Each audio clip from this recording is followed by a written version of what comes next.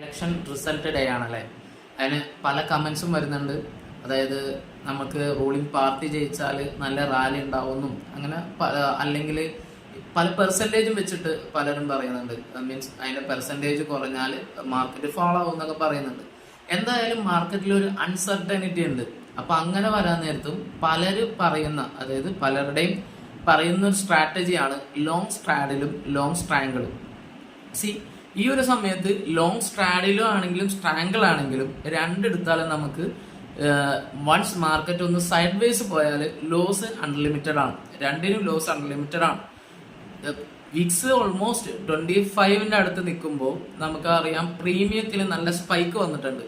അപ്പൊ അങ്ങനെ വരാൻ നേരത്ത് മാർക്കറ്റ് ഒരു സൈഡ് വേസിലേക്ക് പോയാൽ അൺലിമിറ്റഡ് ലോസിൽ നമുക്ക് എന്താക്കേണ്ടി വരും, നമുക്ക് എൻഡ് ചെയ്യേണ്ടി വരും. റിസ്ക് നമ്മൾ അത്രയും എടുക്കേണ്ടി വരും.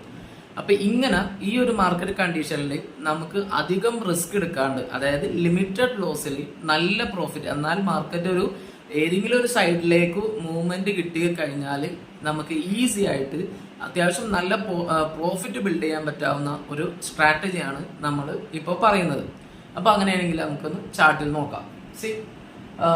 ഇതാണ് നമ്മൾ പറഞ്ഞ ലോങ് സ്ട്രാങ്കിൾ ഇതാണ്. അതായത് നമുക്ക് ഓൾമോസ്റ്റ് ഇത് ബാങ്ക് നിഫ്റ്റി ആണ്. ബാങ്ക് നിഫ്റ്റിയുടെ ഇതിലാണെന്ന് നോക്കുന്നത്.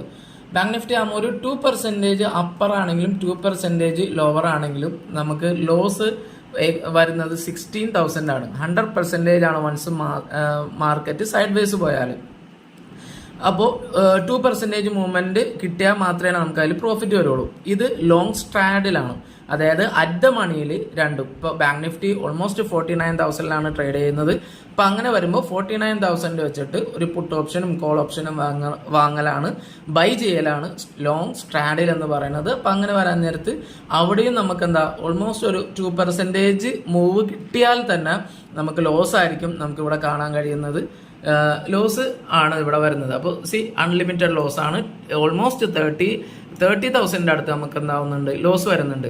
അപ്പൊ അങ്ങനെ വരാൻ നേരത്ത് നമ്മൾ ഈസി ആയിട്ട് ചെയ്യുന്ന ഒരു സ്ട്രാറ്റജിയാണ് ഇവിടെ കാണുന്നത്. ഇതാണ് ഡബിൾ കോണ്ടർ അല്ലെങ്കിൽ ഡബിൾ പ്ലേറ്റ് എന്നൊക്കെ പറയുന്ന സ്ട്രാറ്റജി. വൺസ് മാർക്കറ്റ് ഒന്ന് സൈഡ് വേസിലേക്ക് പോയി എന്ന് വിചാരിക്കൂ. സൈഡ് വേസിൽ പോയാൽ തന്നെ നമ്മുടെ മാക്സ് ലോസ് എന്ന് പറയുന്നത് ജസ്റ്റ് 1,700 റുപ്പീസിന്റെ അടുത്ത് വന്ന് നിൽക്കും. ഇനി വൺസ് മാർക്കറ്റ് ഒന്ന് ബുള്ളിഷായി, ഏതെങ്കിലും ഒരു സൈഡിലേക്ക് ബുള്ളിഷായി, ഈവൻ ബിയറിഷിലേക്ക് വന്നു, 2% പ്ലസ് അല്ലെങ്കിൽ ഒരു 1% പ്ലസ് മൂവ് കിട്ടിയാൽ തന്നെ നമുക്ക് പ്രോഫിറ്റ് ജനറേറ്റ് ചെയ്യാൻ പറ്റും. അതിന്റെ മാക്സ് പ്രോഫിറ്റ് വരുന്നത് ഓൾമോസ്റ്റ് ഒരു 9 to 10% അടുത്താണ് വൺസ് മേളിലേക്കോ അല്ലെങ്കിൽ താഴേക്കോ മൂവ്മെന്റ് കിട്ടിയാൽ. അപ്പോൾ ഇതാണ് കുറച്ചും കൂടി നമുക്ക് ഈസി ആയിട്ട് ചെയ്യാൻ പറ്റാവുന്ന ഒരു സ്ട്രാറ്റജി. ഇതിന്റെ ഡീറ്റെയിൽഡ് വീഡിയോ ഞാൻ ഓൾറെഡി ചെയ്തിട്ടുണ്ട്. അപ്പോൾ അത് ഞാൻ കമന്റിൽ വീഡിയോന്റെ ലിങ്ക് പിൻ ചെയ്തിടാം. അപ്പോൾ നിങ്ങൾ അതിനെ പറ്റിയുള്ള അഭിപ്രായങ്ങളും കൂടി ഒന്ന് കമന്റിൽ അറിയിക്കുക. വീഡിയോ ഇഷ്ടപ്പെട്ടാൽ നിങ്ങളൊന്ന് ലൈക്ക് ചെയ്യുക. ഇതുപോലുള്ള ട്രേഡിംഗ് റിലേറ്റഡ് ആയിട്ടുള്ള ഇൻഫോർമേഷൻസിന് വേണ്ടിയിട്ട് ഈ ചാനൽ ഒന്ന് ഫോളോ ചെയ്യുക. And thanks for watching.